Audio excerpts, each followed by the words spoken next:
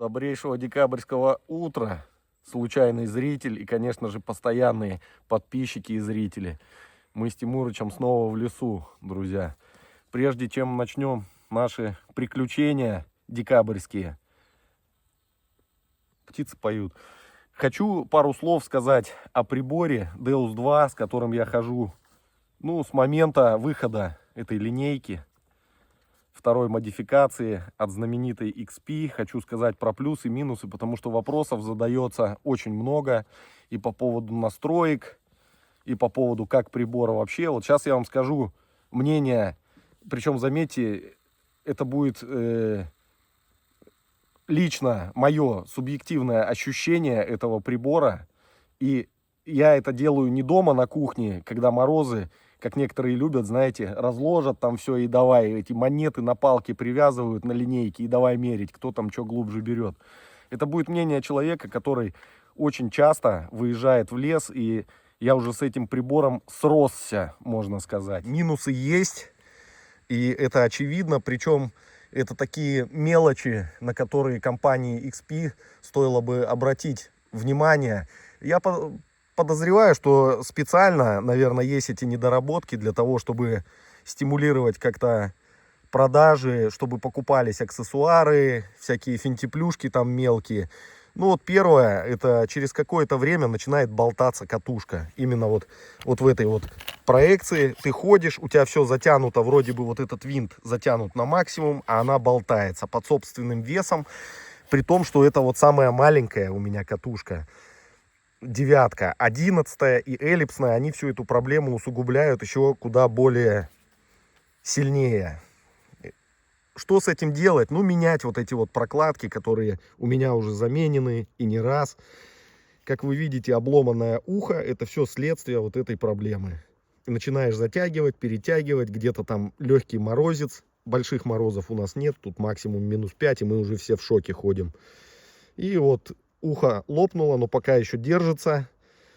И это вот, для меня это и на ORX эта проблема была, и на Деусах.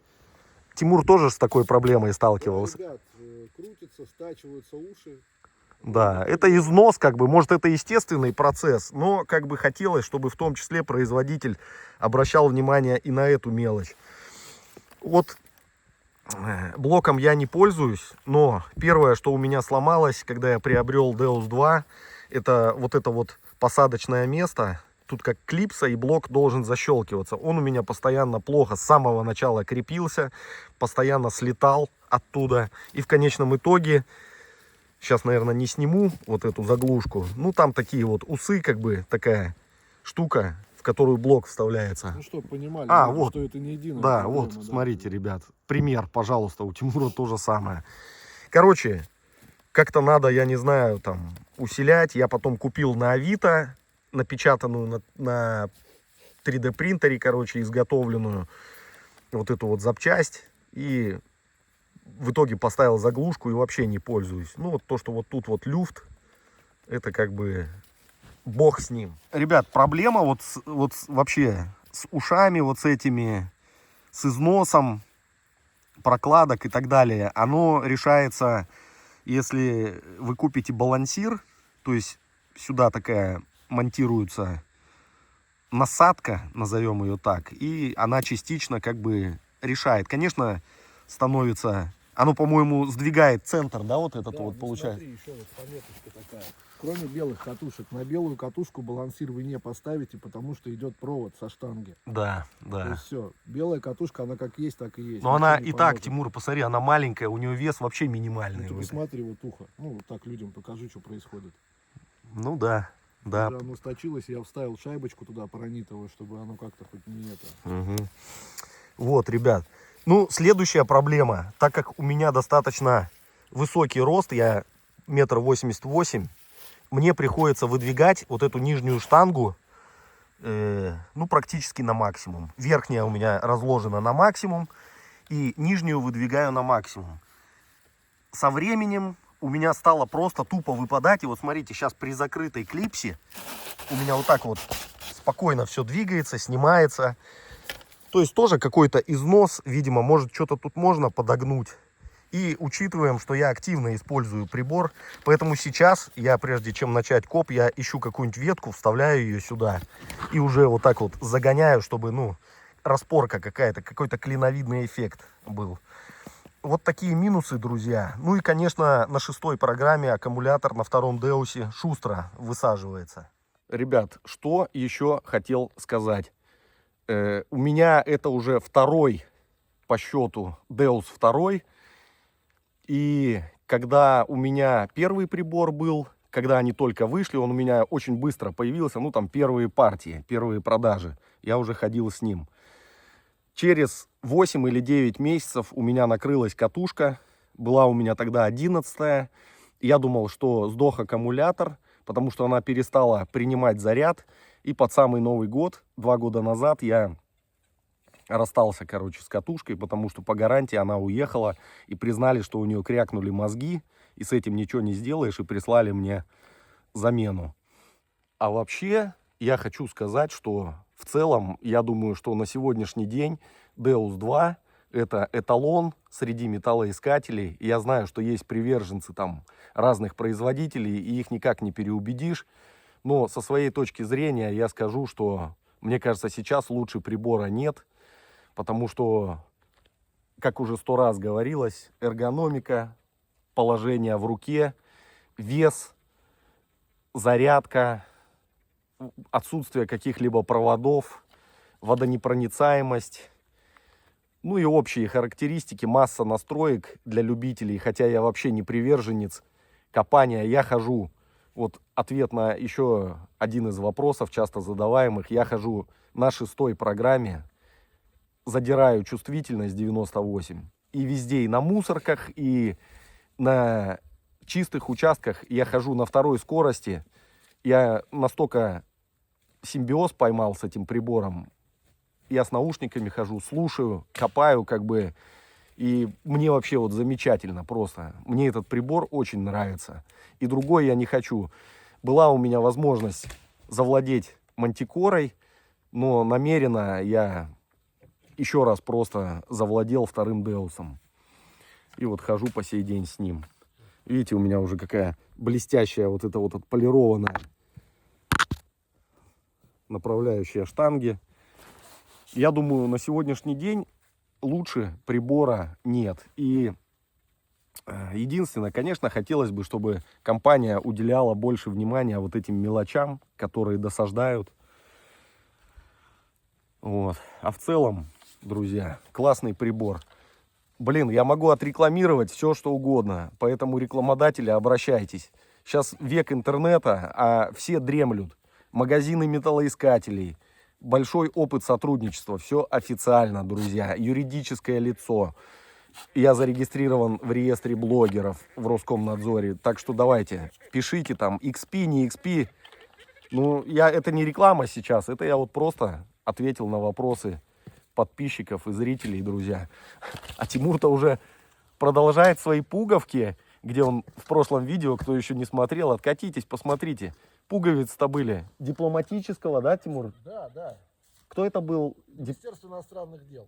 Ну, на русский язык, короче, да. Причем при восточных войсках каких-то, да, при добровольцах там почему-то написано. При перебежчиках, видно, работали, агитацию проводили. Да, пуговки непростые были, друзья, совершенно. Так что желаю вам приятного просмотра. Я отправляюсь на склоны, а Тимурыч будет продолжать здесь. Подписывайтесь, ставьте пальцы вверх, пишите комменты. Кто желает поддержать, описание подскажет, как это сделать. Замечательного просмотра.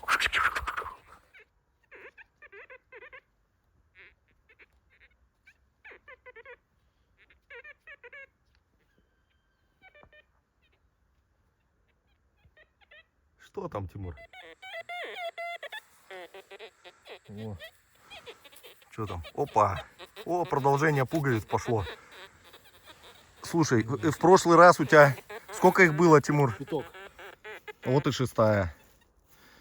Тимур, а ты помнишь у нас про контору договоренность? По-любому. Да, конечно. 10-ю часть отстегиваем. Если Тимур 10 найдет, друзья... Тимур найдет. Да, Тимур найдет. Одна уйдет мне. Вот вам и дипломаты, друзья. Ну, тоже вот Асман, все вот эти дела. Видите, здорово как. Продолжаются пуговки. Сколько их там на кителе было-то? Наверное, на карманах же тоже там было, скорее всего. Больше 10. У меня шанс есть такую, друзья, тоже схлопотать сегодня.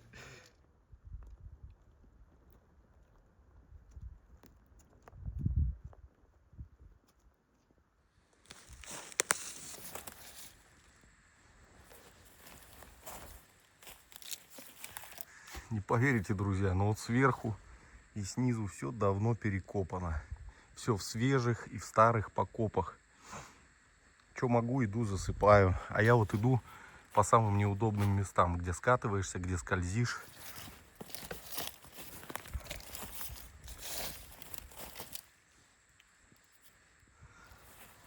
Такой интересный сигнал был. И смотрите, наперсток. Бодряк. Просто бодрячок. Отличный. Да еще и патина добавлена. Пойдем дальше.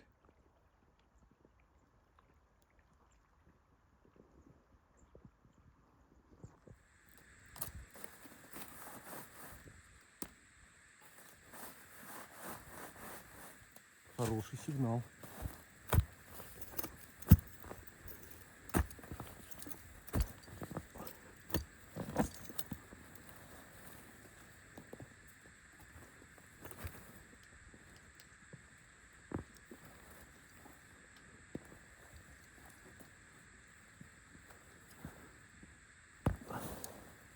Что-то такое крупное.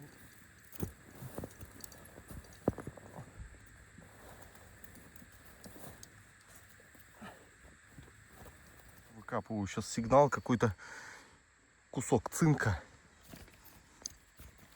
И дальше еще черный сигнал продолжается, друзья. И я вытаскиваю, и смотрите, что. Опа. Нож. Смотрите, какой еще. Батюшки мои.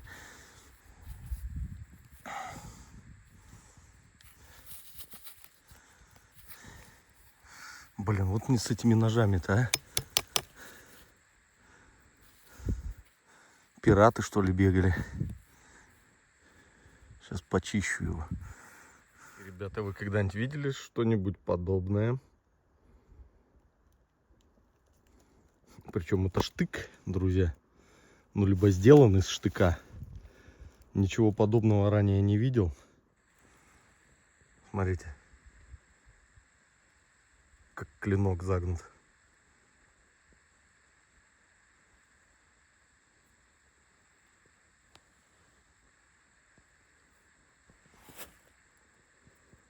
Видите, кнопка, все. Паз для посадки. Не знаю, что. От чего такой штык? Кто знает, пишите, ребят. Но это вообще нечто.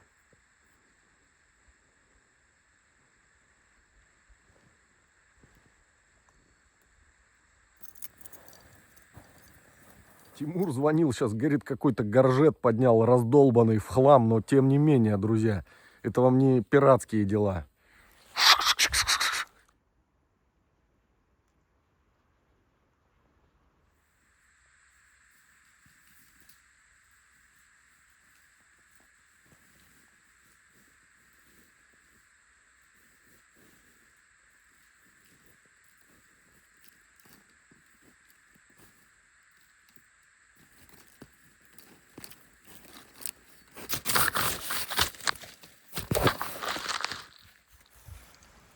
Черный сигнал был. Смотрите, какой ключ. Инструмент в этих местах есть, друзья. Инструменты есть.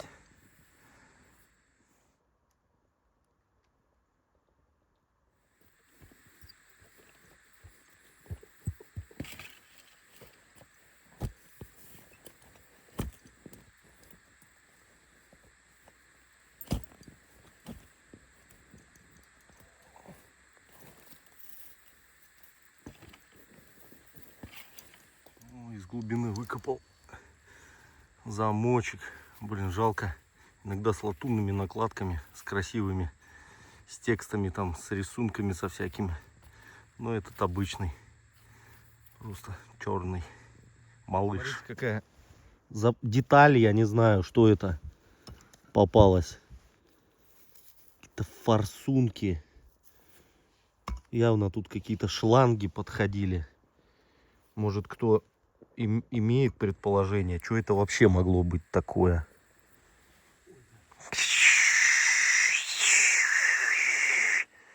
А вдруг от Мерседеса или от Опеля Блиц? Такая вот чебурда. Тимур тут попотел вообще неплохо. Пока я прошел 10 километров или 12, Тимур тут на месте себе спокойно сидит. И посмотрите, друзья, и посмотрите. Да. Слушай, а ее так вывернуло, что ли? Или так и должно быть вот это? Да нет, походу вывернуло. Смотри, видишь? Вот это, скорее всего, ему и принадлежало. Вот этому типу? Да, да, да. А еще сколько пуговиц? 4 выкопал? 4, да. Не буду рекламировать, но вот она тоже от него. А это что такое? Где? Ну вот маленькая вот эта. Так это паучечек. А, да ты что? Да, да. Ну это, значит, орел был какой-то, Тимур. Я не знаю, надо найти его. Надо найти и посмотреть. Не является пропагандой, друзья, ужасов войны. Лишь только история. Блин, как жаль, что он ушатанный, да? Ушатанный, да, да. Ну что делать, видишь? Вот такой вот. Сверху прям зацепил. Просто с мусором валялся. Вот он, пожалуйста. Значок, понял, да, этот, который... Да, да, ветеранский союз. Только он крупней. Вот этот. С маяком, который, да? Да, да, этот покрупнее. Значок маленький, а этот, видишь, какой с этого крупный. Угу. Маленько пластиковой щеткой его почистили. Видите, тут еще и 25-ка, друзья. То есть это ветеранский. 25. Ну, как раз, наверное, 25 лет этому ветеранскому союзу. Может быть, Паша, может быть, какой-то вообще дипломатический, фиг его знает. Надо смотреть, я найду. Юбилейный, короче. Зачет, молодец, Тимур. Куска жалко нету, кусочек бы найти, уже был бы полноценный. Ну да. Его на панно просто склеить, знаешь, ну как бы что рядом. Угу. Это металл, непонятно, как они тут забивали ячейки эти.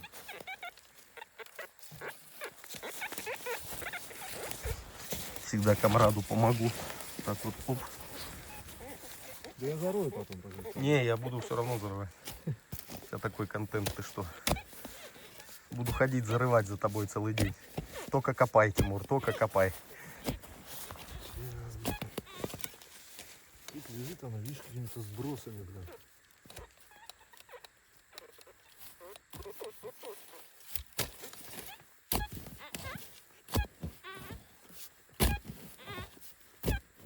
Прям рядом с горжетом у Тимура вот еще советский нержавеющий ножик попался. Классика, друзья. Вот такой выезд у нас случился сегодня, ребят.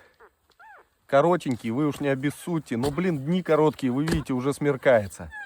Только приехали, только начали. Я буквально отошел, назад пришел, все. Уже надо идти, потому что идти больше часа и уже вообще стемнеет. Ставьте лайкосы, пишите комменты, подписывайтесь, кто не подписался. До новых встреч. Здоровья, мира и добра вам, друзья. Покедова.